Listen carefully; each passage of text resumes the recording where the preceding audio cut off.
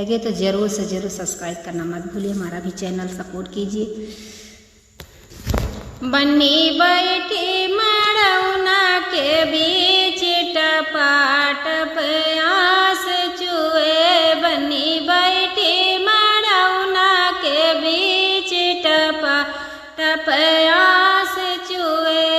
बगले खड़े बाबा समझावे, बगली खड़े बाबा समझावे, बेटी ये तो है दुनिया की रीत टपाटप आस चुए।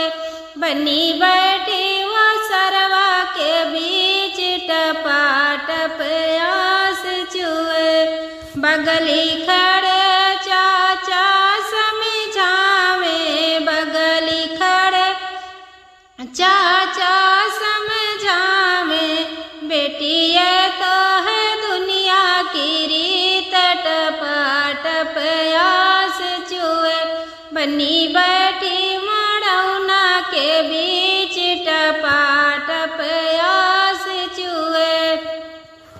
बगली खड़े पापा समझावे, बगली खड़े पापा समझावे, बेटी ये तो है दुनिया की रीत टपाटप आस चुए। बनी बैठी मड़ौना के बीच टपाटप आस चुए। बगली खड़े फूफा समझावे, बगली खड़े फूफा समझावे, बेटी ये तो है दुनिया की रीत टपाटप आस चुए। बनी